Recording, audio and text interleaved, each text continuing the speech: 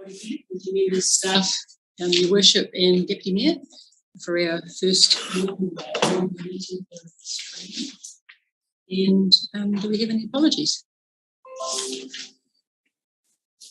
Francois. Yes, apologies. Yeah, got late.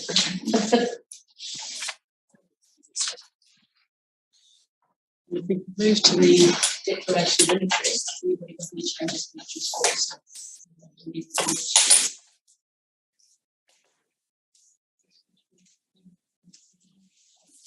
Yes, could we have a mover for the apology, please? Thank you, Councillor Neal, and seconder. Thank you, Worship. So, any changes to the declarations of interest?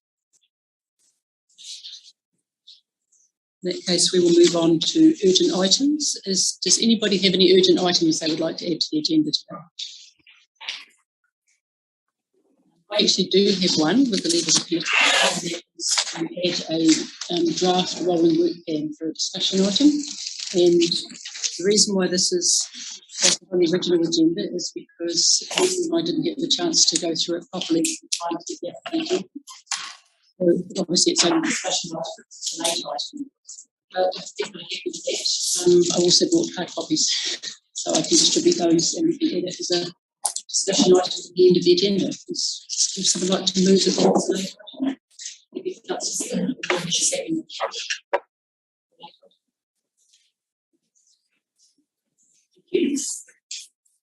Excuse me, through the chair, I just couldn't hear any of that. It blocked out. Can you tell me who moved and seconded that? Moved by Councillor Neal, seconded by Councillor Gillett, and it's the addition of a late item, which is the Risk Insurance Committee rolling work plan. Thank you. And I've got the narrative to go with that as well.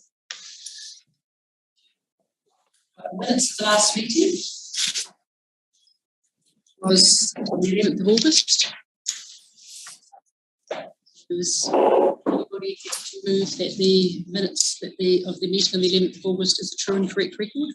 If I can, Chair, because we weren't at that meeting, I suggest that perhaps we change it to accepted by council, because there's only Councillor Neal here and not sure whether Mr. Mitchell was at that meeting.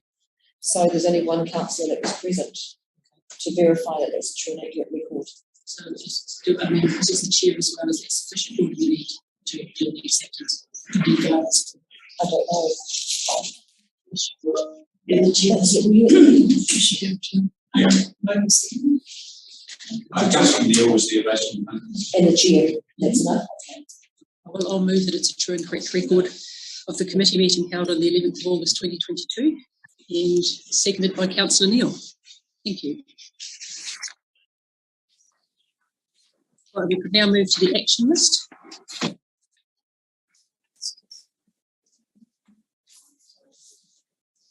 I'd also approve that my digital signature be added to the confirmed Audit and Risk Committee meeting minutes on the 11th of August 2022.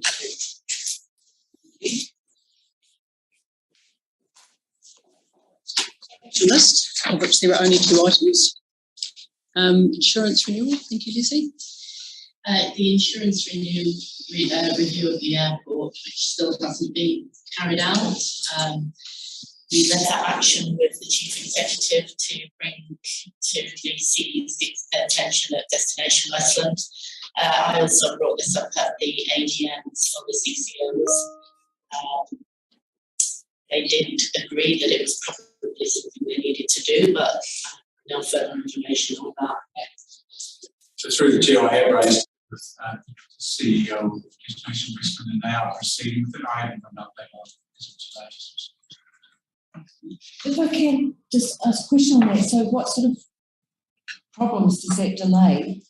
Because this is quite a considerable delay now on expectation of that information. Yes, the airport hasn't been valued in many years. Offhand, I can't remember what that is. It could be 2011. I don't know if I've got that number in my head, but it's many years. So the actual valuations are not correct. So the sum it's insured for is not correct. So if anything happened up there, then we probably would be underinsured. Right. So So there will, through the chair, there will be a process for the CEO to follow to find a company to come and do asset revaluations to make them current. So I'm not sure at the stage they're at due to that process. The two things are different. There's your asset valuation, there's also your insurance valuations. It is better that we should have updated asset valuations, because this is the reason Western Holdings get a qualified audit every year, because they're not revaluing their assets, which is policy. But the insurance valuation is certainly what we need to ensure gets done. We need to be insured at the right amount, and insurers are getting more and more difficult and wanting more information. I found this out yesterday at an insurance meeting. They're going to be very specific. Everything has to be named if they're going to insure it. So this building, Tara, everything has to be named, and if it's not named, it's not insured. So we have to make sure we have all the information. Any sort of timeline on when it would be? Through the chair, so how often should these assets be valued? If it's 2011, that's It's on one current year. should have been. Our policy is every 3 years. That's council policy, but as CCOs, we expect them to follow the policy. Destination Westland at the moment, they don't get a qualified audit because they're classed as a community asset. So they're not classed as a trading organisation. So what they do is what we do, is say that the airport is actually a critical community asset in the event of an emergency. So there's no impairment on it.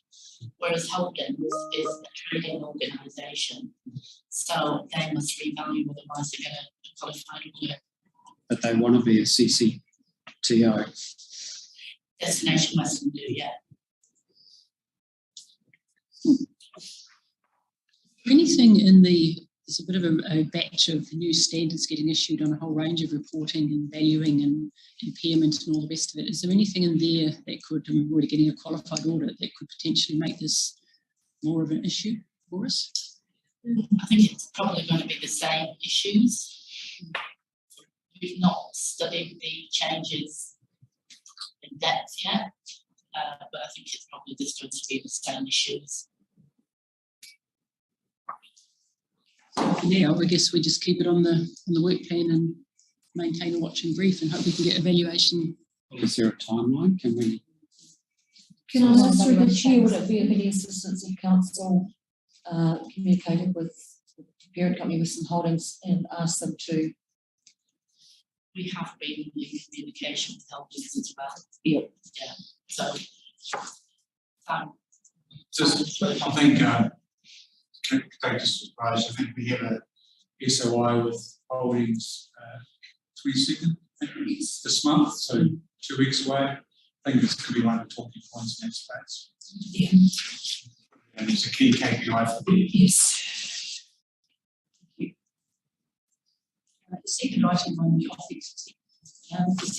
on the agenda was we proposed at the end, or getting near the end of 2022, that we would do a review of the work we committee, the idea being, what can we do about, what can we improve on, what good learnings can we take forward, etc.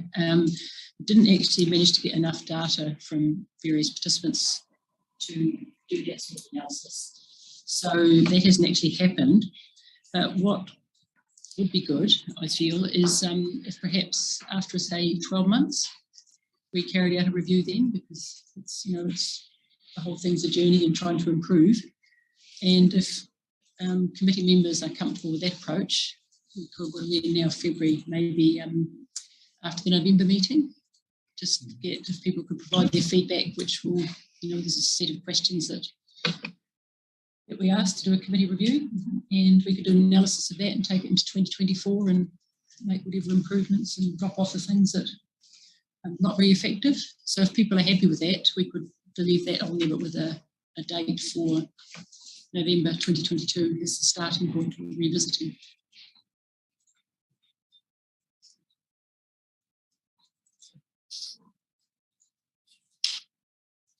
Everyone's okay with that? I will move that we update the action listing to include a workshop, not evaluation to be done after November 2022, although, sorry, naughty me, having just started a motion, but we could also do it as a workshop at the November meeting.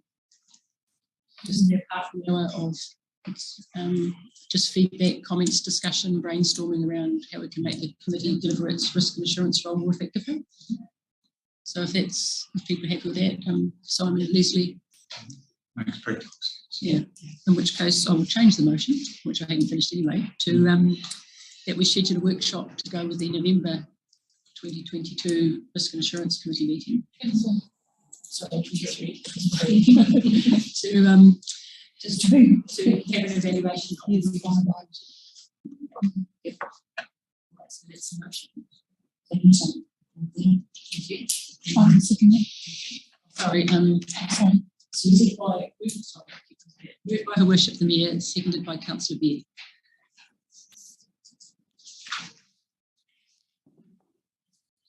We'll move on to presentations, of which we have none. And we'll now move on to adopting the terms of reference for the Risk and Assurance Committee. So Leslie would like to speak to the terms of reference. Thank you. Yeah, through the chair, these were the terms of reference were put together with reference to the OAG, Office of the Auditor General, guidelines on risk and assurance meetings. Plus, I did have a look at some other risk and assurance committee terms of reference from other councils around the country as well. And just to note that the date on this is also incorrect. It's 9th of February 22 on page 23. One of those days. So these terms of reference were adopted by council on the 24th of November. That's right. Any discussions on the terms of reference? If not, can we have a mover that the report be received and the terms of reference are adopted by council? So Councillor Gillett and seconded by Councillor Neal. Thank you.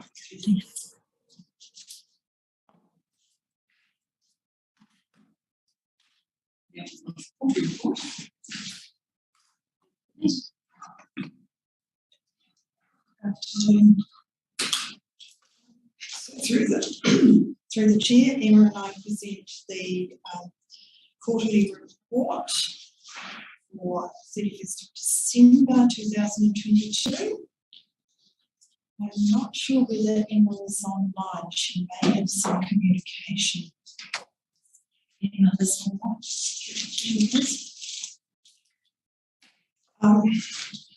And through the chair, Emma will accept questions on the statement of service performance, and I'll accept any questions on the financial report.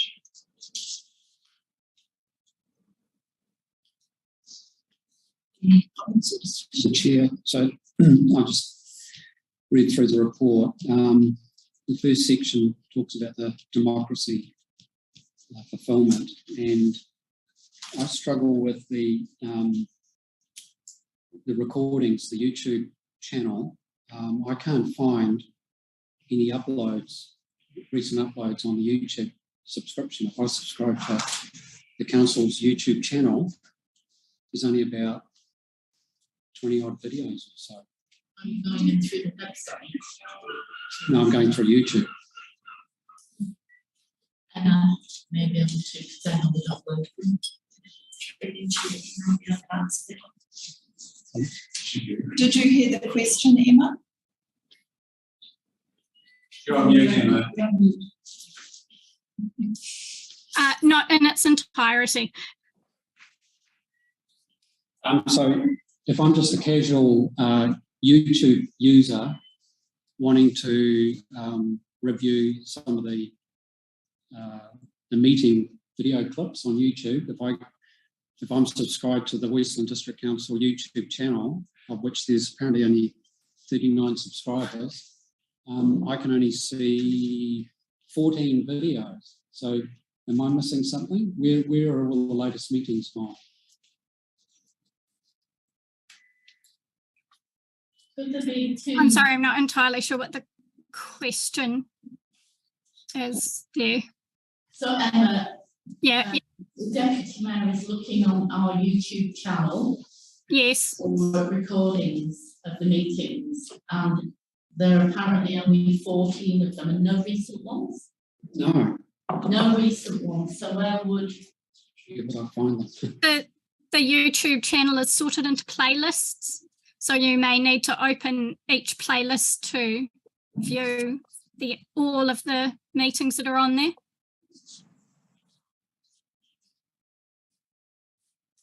Right. And we also didn't begin recording and putting meetings onto the YouTube channel until I think it was about mid-2021. Okay, that's fine. I'll have a look at that. If I still think there's an issue, I'll come back to you.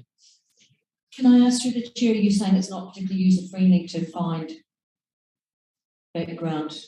Well, I've got subscriptions to a lot of YouTube creators, and I just selected that creator, and I get a list of all their content automatically in latest order. I don't have to go into a playlist. Obviously, there's different categories. I think that Emma's trying to create meetings and etc. So I can see the validity, as long as it's not too difficult for our community to find them. we haven't had any complaints about not trying to find them, not being able to find them. But that doesn't mean to say they haven't. Or if it's, like I said, if you go back and have a look and see if you can find them with the playlist thing, and then if there's any other issues, we just probably be discussed with Emma. What do you think? Yeah.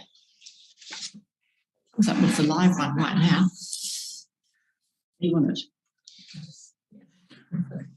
If I can find it, it's pretty good.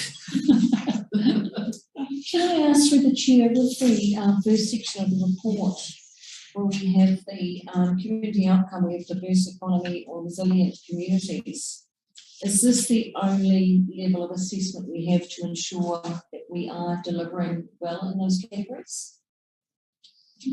Sorry, Bishop, would you be able to give the page reference? Oh, sorry, I think I started on about page 33. It's when I'm scrolling down, I've got page 33. I think it starts at emergency management. I think it's the first one. See that the community outcomes are sustainable management environment, resilient communities, and diverse economy. And I'm just wondering if these are the only tools we use to assess our performance in those categories. Through the chair, these would be from our long-term plan. So if you want to make changes to those, we can do that through the next long-term plan. As to how we assess. Yeah. But do we assess in any other manner, or is this the only tool that we use to gauge our performance to the communities? We will do, but these are the ones because we don't like to put too many in the long-term plan. It's not good practice. So we would put the main ones in the long-term plan, and those are the ones we report at the meeting against. Yeah. Page 26, the cemetery maintenance contract remains satisfactory according to Wilson. And whose assessment is that, and how is it assessed? Because as a frequent visitor to the cemetery, it's not my assessment. I find the cemetery over summer being rather scruffy and unkempt, and with all the good weather report just hasn't. I just don't know how it's initially by. Emma, I think this is another question for you. Oh, I'm sorry, my internet's really unstable. Everybody was frozen. I didn't hear any of that. So Emma, under cemeteries, Yes. there's a comment regarding the maintenance contractor remains satisfactory. Where did you get that comment from? Where did that come from? And what's the measure of that? I'm sorry, could you say that again without the paper shuffling? Go straight to, Like you said on the ball, we do have a contract to make somebody that oversees the management of the Parks and Reserve Cemeteries contract. So if there's any particular areas that we need to pick up on, I'm quite happy to have a chat with you about that. In relation to the cemetery, which we picked up on the bus the other day, the responsibility for the general cemetery maintenance rests with others, but not the responsibility for actually maintaining the graves themselves. So it would depend on what the issue was. Yeah, well, the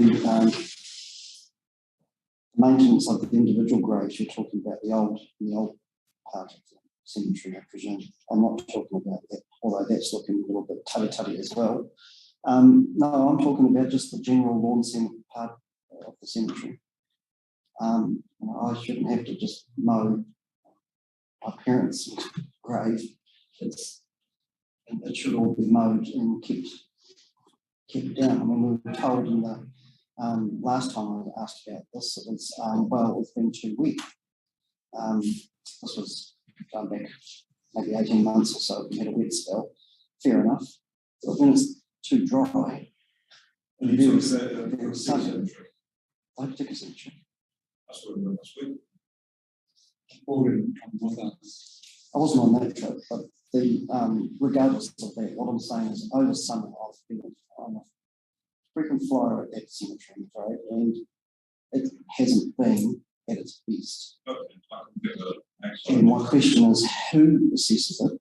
Who in the staff assesses this contract, and how often, and what's the measure?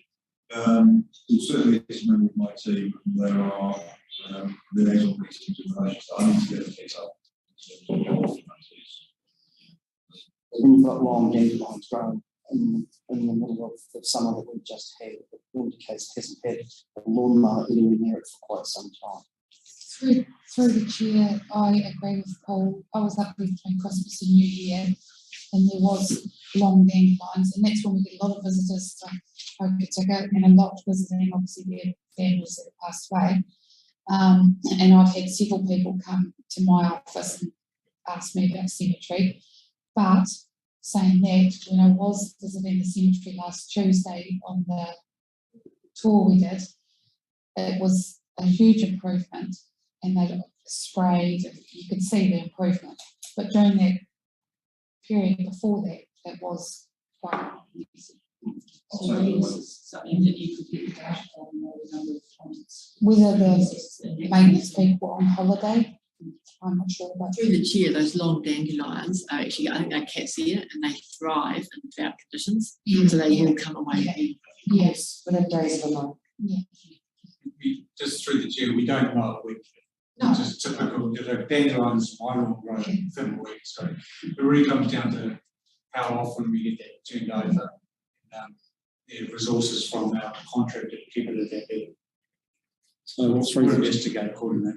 So through the chair, we're saying that for this particular item, the council's assessing itself, its own performance. We assess the contractor against the contract that they had for maintaining the standards.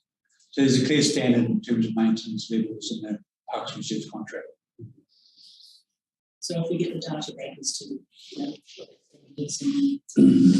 confidence that it's being done and that kind of thing, would that suffice for Yes, thank you. Please. Just through the chair, obviously the Parks and Reserves contract is up for renewal shortly. That process will go through and come back to council for awarding the contract. It comes down to what we're willing to pay in terms of gold standard versus a bronze versus silver. And that's the challenge we've had in the past, is paying to a gold. We haven't paid to a gold standard in the past. So that will be, well, if the contract's being renewed soon, that will be a decision for council anyway to decide what standard and how much you're prepared to pay. Thank you. I might have a couple of questions. Page 27, it would be good to have the number of forms filled out with hard copy. I think it was referring to how many forms were filled out online, but it'd be nice to know how many were also done by hard copy to get a comparison of that. And page 29, resource consents. How many of those were publicly notified? Can anyone answer that? Page 29. 38 resource consent applications. And with those stats, it's quite Sorry, good. how many of those were, sorry, I missed the end of your question. How many were publicly notified? I'm afraid I don't have that information, but I can speak to the planning department and get that for you. Thank you.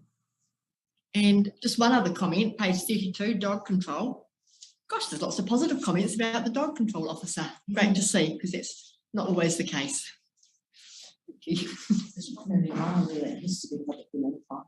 So is that 32, page number 32, the agenda number? Page 32. But that's the report number, as in On the right-hand side. How can you get 2 page numbers, isn't it? Yeah, because I've got land transport on page 32. Oh yeah, page 13. Page 13. Right, yeah. Page 32.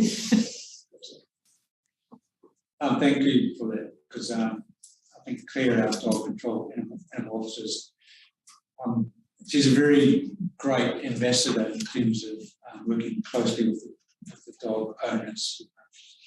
So she's doing a sterling job. I'm hearing those comments out in public a lot. Very much so, very much so, Mr. Reader, because there's been a lot of dogs being dumped, a lot of dogs being on walkabouts. She is very efficient, she's always contactable, she's always managing the public, no matter what temperament they're at, she's always managing them exceptionally well, and the feedback on her is brilliant. She's actually a gem in that role. It's not an easy role. It's a very public person. No. Should be found and pass that on to her. Thank you. Will you do that? But don't take photos of it. Jane, just to your question before about those consents, there's 3 there that were limited notifications. That's a bit of an indication to you of there would only be 3, but none of those are that helicopter would have been at risk of being publicly notified. And that consent question you had. Chair, so as a committee, risk and assurance, what's our role in analysing and acting on these metrics for customer satisfaction and various other areas, especially when we're missing the goal quite a bit? Well, anything that creates a risk to council is something that we should comment on, obviously within reason, and bring it to council's attention and the staff's attention, and understand the reasons why the event is occurring. And if we have ideas around possible resolutions or things that could assist in the matter or mitigate, for example, we should bring those to the table as well. Because I've skimmed through this, and the one that I've raised before us is engagement, which would be on page 28 on the right-hand side. You need the number at the bottom as well, because for some reason my numbering's out. Number 9. Number 9, thank you. So we're still effective engagement. 9%. Through the chair, I think going forward, we'll take the numbers off the actual financial report, and then we've only got the agenda number.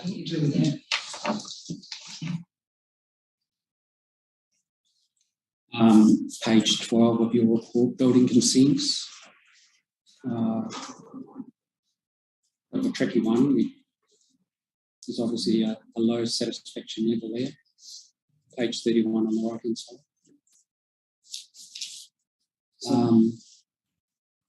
Through the chair, we were going to clarify this. We were going to have a workshop about this, about addressing the shortfalls of the satisfaction survey. That's through the chair. So there was previous training. Obviously, the survey came out as part of the annual report. The chair at the time decided not to proceed, knowing that that council would be coming to the end of its term, and suggest that this council would pick it up as part of an ongoing piece of work in terms of how we improve engagement down in the community. We haven't set that as a workshop, but I'm happy to formalise that as an action from this meeting. So we can put it as a motion. Recommend that council has a workshop. Through the chair, we have been discussing it, and Emma has been doing quite a bit of work on looking at other ways of being able to gather that information, because the biennial resident survey is really lacking now. It's not the way to do things. You don't really get representative information anymore. So she is doing work in the background on some other ways, which we can bring to the committee or the workshop to workshop those other ways of gathering this information with you. Can I make a suggestion, Chair, that we actually include it as a part of the workshop prior to the next Risk Audit Assurance Committee? That work for everyone? So would you like to make that into a motion? Include a workshop prior to the next Audit and Risk Committee. So what would be workshopping exactly? The performance, Satisfaction. yeah, the satisfaction surveys, the way it's the stakeholder feedback, basically. Primarily how we improve our engagement with the community and provide more leadership. That's one element in this report. You've got things like building consent satisfaction, that's way low, and we're not currently doing food inspections at the required rate. Well, the way I read it.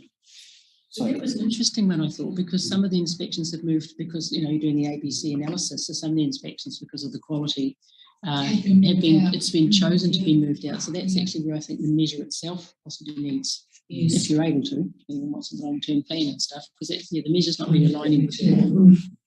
So through the chair, there were a number of shortcomings that were highlighted in that report, and Parks and Reserves was another one. Yes, I was about to mention that one. Declined quite badly. But I mean, all of these were to have been workshops. It wasn't just about communication and the governance, which scored so poorly. It was really to get an overview of how we can improve all those sectors. So a workshop on the full range of performance measures and the way we gather customer satisfaction or client satisfaction data. So clearly the managers have already made some effort on this.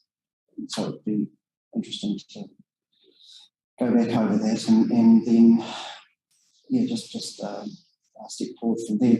But we're expecting this, of course, they don't give a bad report card and then expect to let it just roll around until the next one. We need to improve, and that's the expectation. So thinking on the workshop timing then for this was something that was going to happen. Suggest so if we're having audit insurance at 1 PM on that, on the May meeting, we can do it prior to 2 hours probably prior to that session. Okay. With lunch in the middle, that works. So the committee comfortable with that concept? So again, through the chair, just to be clear, we're not looking at how things are communicated, we're looking at performance, which is what the negative response has been about. How we get what data we get, how we get this representative. No, what I think what the committee is asking is in terms of how we're going to resolve to improve the performance. Bear in mind, just to highlight some of the information we received that was quite erroneous, couldn't actually come to it because the feedback, you can see some of them only had less than 20, which doesn't actually correlate to a proper survey. And so the error in the data that we've basically put into a report can't really be quantified properly. Whether we go back and do a proper survey across multiple parts of the business is still to be developed. Rather than get feedback directly from the user at the time of use, and finding some way to get a live survey on how we're performing is probably the better way to do it. So we've got the two parts to it then, the data gathering and the actual improving performance. For example, if you look at building consents, 41 response, we issued over 300 something buildings. It's usually the ones that have had a bad experience that will come back and be negative, which the ones that are positive won't. So that's the challenge we've got with it. Numbers will actually quite a lot for our back for some of this, but we're happy to review it in terms of where we go forward. On the other hand, of course, the responses to the governance, for instance, scored very badly, and it wasn't a small pool of respondents. So there is a range, but yeah, Simon's right. But for some of those areas, it was not very representative pool. So for workshops, the preference would be to have both these workshops and one workshop, improving participation and looking at improving performance. Yeah, I think we just need to take a step back and Sorry, look at the whole. hear that. For a workshop, we could look at ways of improving performance, improving participation, so you're getting 24 and 32, so it's 300. As well as looking at ways of improving performance, I think that is. I think there's two pieces of work. One is actually understand how we should get feedback from our users as light as possible. Second one is obviously what areas do we need to target improvement in, and that'll be dependent on how we can drive resources in the right way. What are the constraints around that? There's quite a few things, and that obviously can lead into budget round as well. In terms of if we want to improve this, how much it's going to cost you, council? Yes. There's like temporary evaluation, performance measure we'd like to see improved in, and what are the, how are we going to prioritise it? So that could be a possible approach. So can we have a motion for a workshop then? We recommend to council there's a workshop on the morning of the day of the May meeting.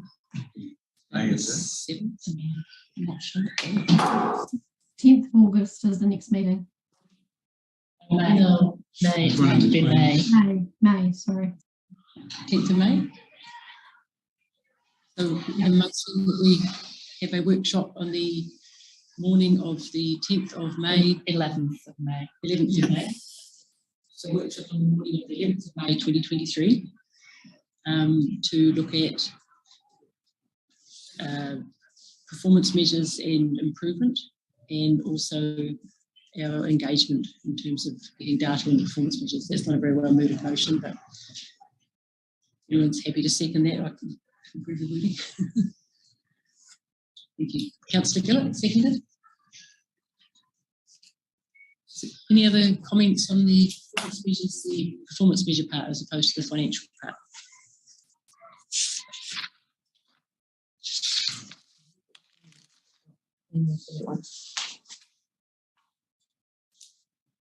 On my page 6, so that's the number in the middle, with the business continuity plan, is that something that will come to the Audit and Risk Committee? It will. We're still in very early stages of that. I've asked my IT team to lead it because nobody was taking a lead on it, but it isn't an IT thing, it's a whole of council. So I've asked them to lead in that buy-in from the rest of the organisations. And yes, once we've come up with a draft, we'll bring that to this committee. Cool, thank you. And it is becoming more and more urgent. Again, yesterday at the insurance meeting, business continuity plans was high on the agenda. Did they go for the double and ask for disaster recovery plans as well as business continuity plans? Yes, sometimes they talked about that as well. Yeah.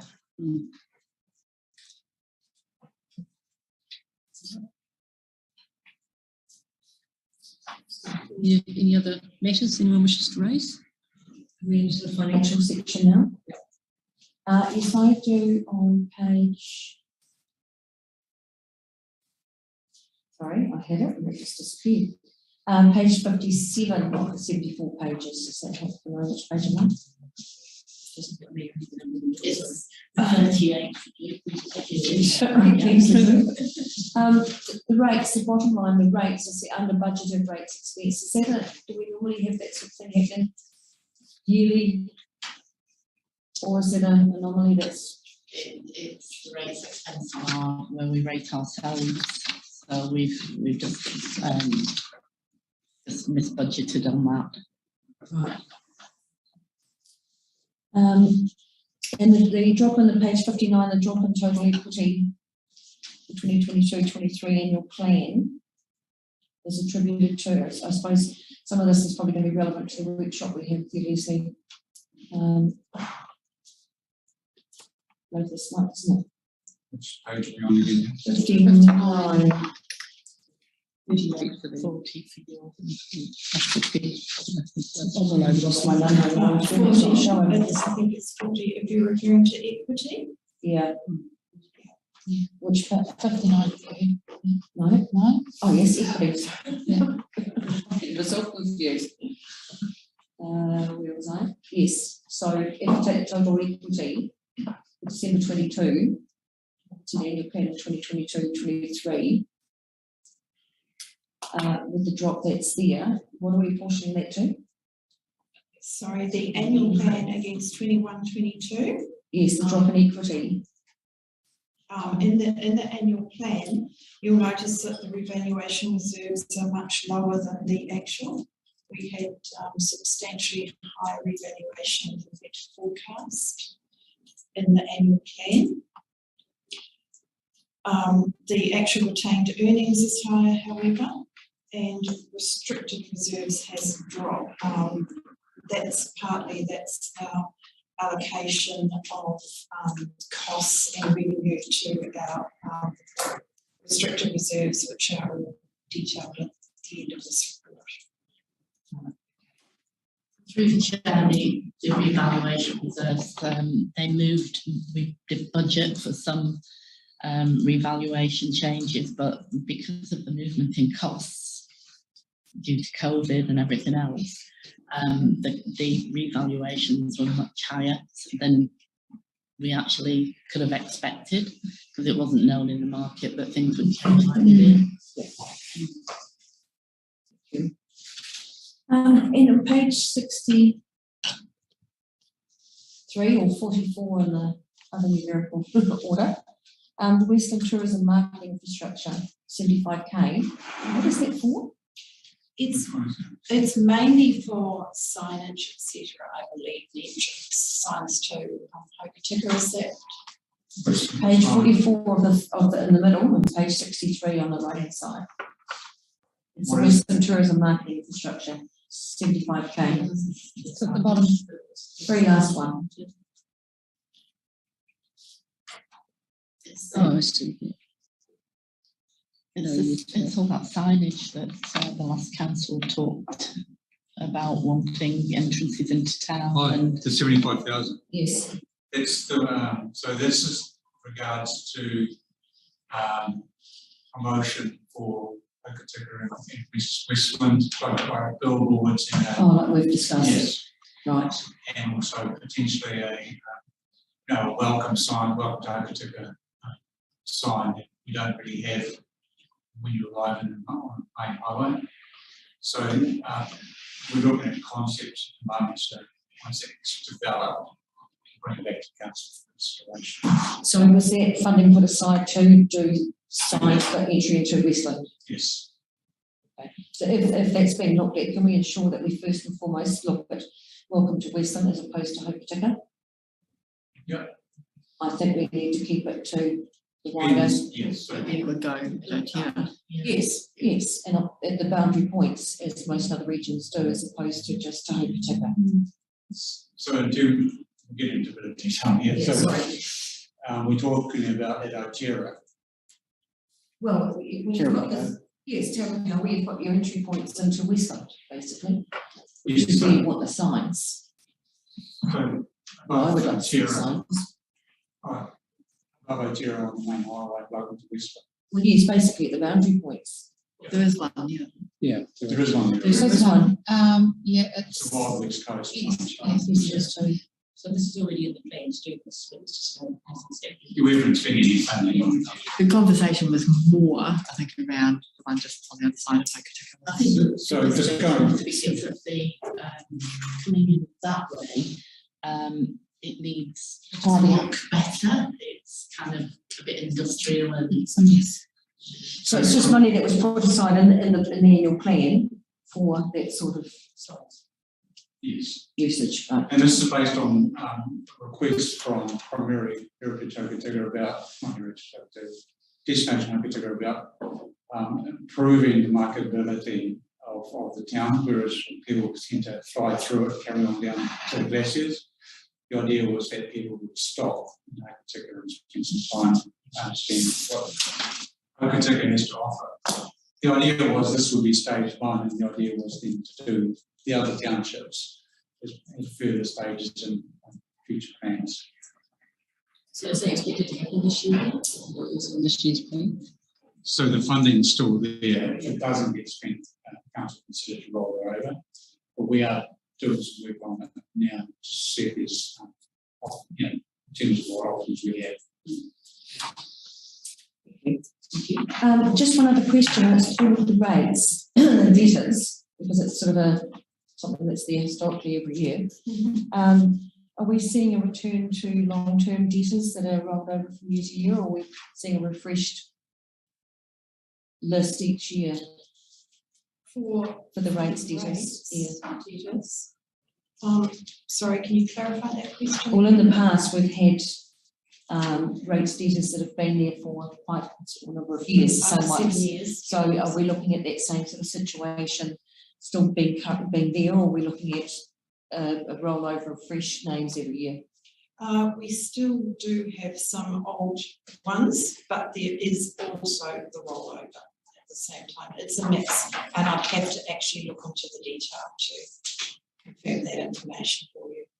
Right, so as far as policy for procedure for how we manage those long-term outstanding rates, are we still doing what we were doing when I was on council previous? Yeah. We've brought that number down a great deal, but also remember, unless we've actually taken any action, anything over 7 years is we can't take legal action to claim that back. So sometimes it's better to write that off because we're not going to be able to get it back. But those that we've already started action with, we can continue to keep those and keep getting that money, chasing that money. In the past, we have also forced those properties into a sale situation, so we're not. Oh, we go through all the avenues. Of course, that is one that you don't want to have to get to. But obviously, we have to look at the whole district and all ratepayers. So it is on the books if we need to do that and can do. Yeah. Thank you. Going into debt, we talked about this last year in relation to Three Waters, and I thought we were going to expect a report back about the effect of the theft of the Three Water assets on our ability to borrow on debt. I still look forward to that report because it seems, I guess we took the foot off the pedal a little bit because of the expectation of the government of let go of the Three Waters, but the juggernaut's still rolling on. So I think it's probably inevitable the asset theft is going to go ahead, and that will have a big effect on the ability to borrow. I'd just like to see it in writing exactly. Yeah, it's not just the debt and those assets, other things now that have come into that we can't discuss in the circle environment that are coming into that, which will affect our balance sheet even further, which will impact that ability to borrow. We could discuss this in the confidential section. Because we could discuss this registry. Need to know. So They need to know the risks of this three waters. So there's still quite a bit of work happening with the National Transition Unit in terms of validating numbers, etc. So we haven't landed on any final figure yet in terms of calculations. They're busy and they're both working in terms of putting out the spreadsheets that keep coming. And still working through that with the relevant. We have a meeting, Linda and myself, with the Transition Board in March, 16th March, where they will be coming up with a debt plan. But they have also, and that's fairly public knowledge, that they're not expecting to pay all councils their debt at the time. It could be up to 5 years later. So that's an issue that we have to work out with them. And obviously they will be paying interest on that debt. Well, that's what we're going to make sure that as a source of working capital. If it's up to me, yes, they will. At a what is it, a unauthorised overdraft rate, possibly, with additional fees? Yeah. 22%. Well, yeah, because we have disbursements on our loans as well, so we have to look at these loans, yeah. Which is, if my understanding is correct, that the ultimate debt, if anything goes wrong, falls right back on the ratepayers' properties anyway, which is having the cake and eating it too, as far as I understand.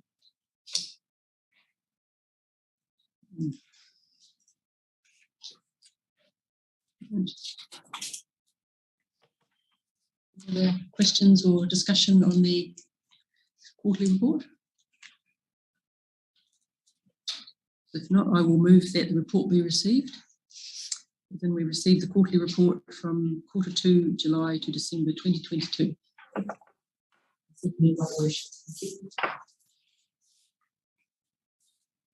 Move on to the urgent item, which is the group plans.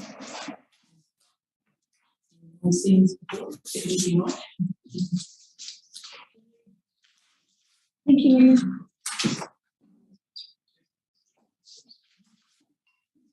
So we're going to have a sort of yes, Oh, okay, so it's the weekend. the urgent item. Oh, right. Oh, yeah. Oh, yes, sorry.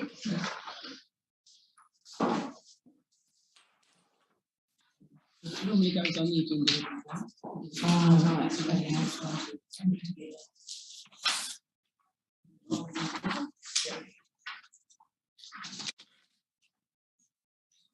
So this is people that have been members of the previous committee with some familiarity with the layout and the types of things that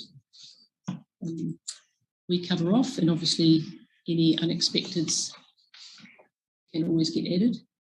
And I know from other councils that I've spoken to that sometimes when a significant crisis is issued, they've actually pulled the Risk and Insurance Committee in and made them the main, off even with weekly meetings and things like that. So obviously we don't want to have a situation where that happens, but that is also an option for risk insurance. Lindsay, do you want to do a quick run through of the potential timings and which ones are wrong?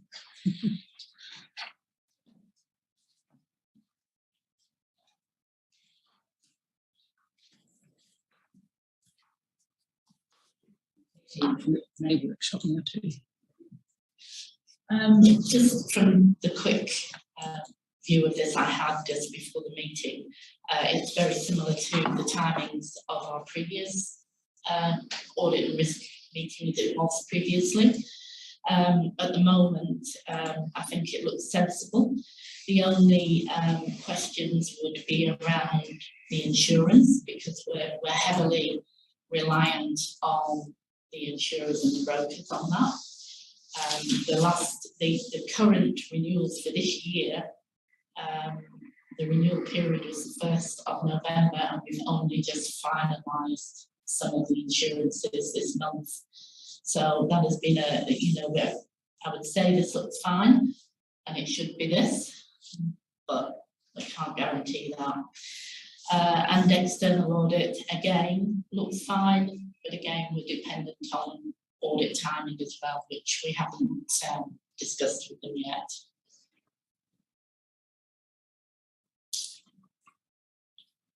And in terms of workshops, we've already discussed a workshop to add in May.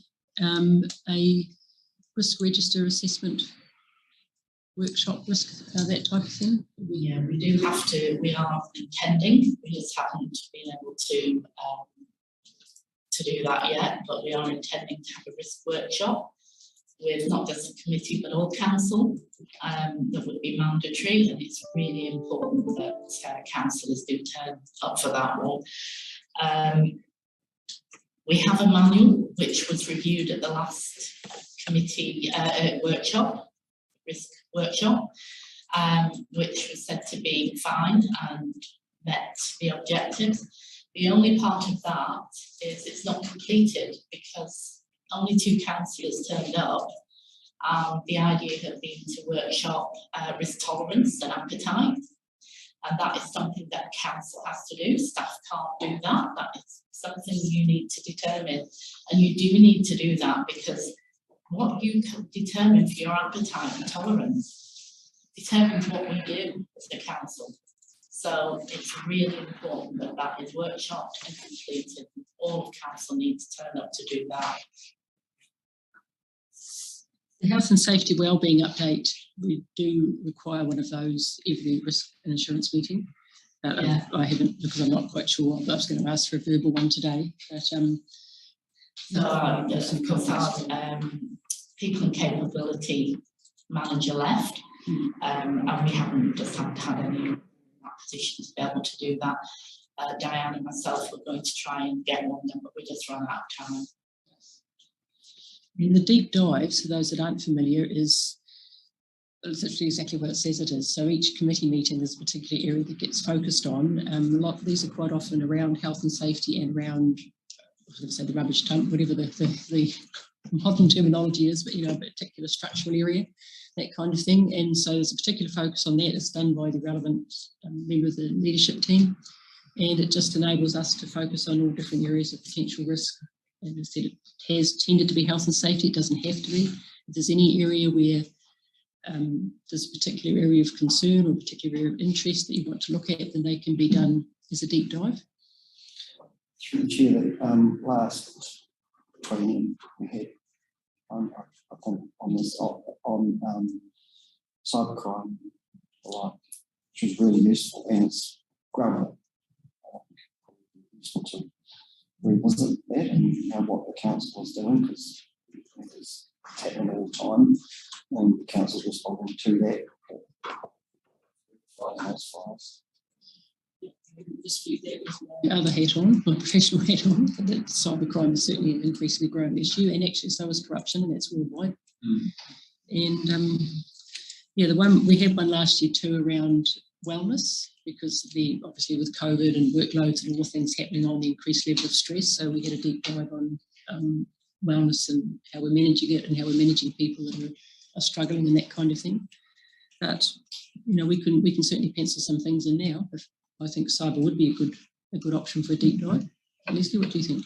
Yeah, I'm happy to bring that forward for a deep dive. Yeah. So maybe put that in for May. Yes, because we can look at, we look at the work plan every meeting anyway, so we can always talk about things change. The next one could be Three Waters and the potential impact on council overheads and all those other interesting things, which I've had a few conversations with recently. It's changed after October. Yeah, that's true. But no, I was actually, again, wearing a different hat. I was asked by one of the council mates, so to speak, about what they thought councils could do to raise the public awareness around this. And one of the things I suggested, and members that were here when we had the minister here last year, and we talked about the overheads and how they hadn't taken account of the overheads that are currently tied in with the water's infrastructure. If you move the water's people out, the overheads still stay there. So that burden of cost has to land somewhere else. So it's going to land in existing council services, which is going to be in the end the ratepayer. That perhaps you could use the order to say follow the money, and possibly councils could start selling the message about there's another cost that you're going to get if the Three Waters things go through. But this was just like a chit chat over a coffee, but just, and there was another, And another possible one is if you look at the historical record of centralising services in a big way. And we've got some quite large countries around the world to demonstrate this and try and find some successful models, in terms of successful model being that the majority of the people living in that country benefit from it. That might be a bit of a challenge to come back and find somewhere it's actually worked. There are one or two exceptions, but they're not in water. So that, you know, those are possible areas. Like, so this was just a coffee chat with some other people and a couple of other councils, but that could be other areas in terms of telling the story. Getting people engaged. People's wallets is quite a good way to get them engaged.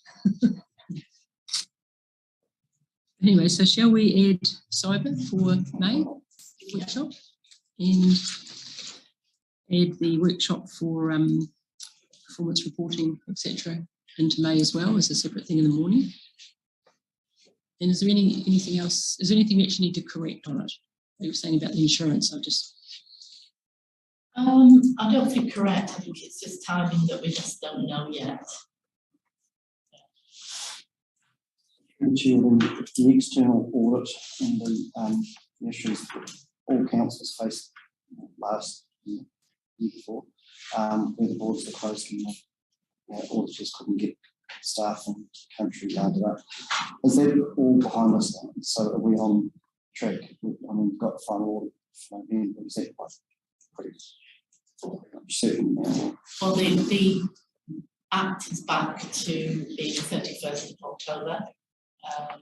Final sign off. So it's now up to audit to be able to meet that. I know that with the new immigration rules, I believe auditors are on the list from May to be able to come into the country. Is it May, March, something? March or May? Not coming into May, coming from overseas, then. But there's certainly not in here. No, well, not interim, no. But certainly they're on the what's it's called, the fast track, aren't they? Get cases straight. Yeah. So they have been put on that list. I don't have I can find out pretty quickly actually what the situation is with the audit, but my understanding is still that there's a scarcity, and I've seen quite a few ads running, so I'd be surprised if it's improved that much. But as Leslie said, there are people scheduled to come in. So we know they didn't manage to meet all the audits this year. There are still some outstanding that haven't been completed.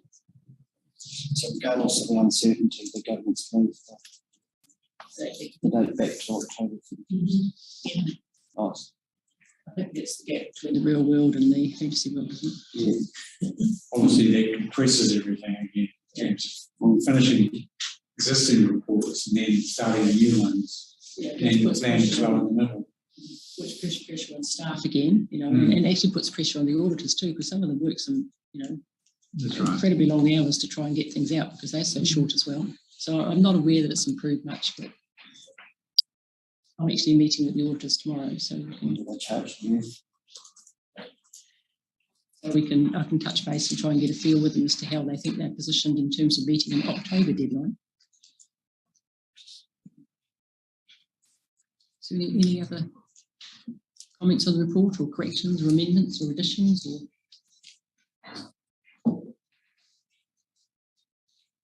Because we can't move it because it's an urgent, so we can just receive it. So I'd like to move that we receive the draft Risk Insurance Committee Rolling Work Plan 2023. Seconded by Councillor Beattie. And I'll now move that we move into the public excluded session. And we'll adjourn the meeting for 2 minutes to disconnect Zoom from the open section of the meeting.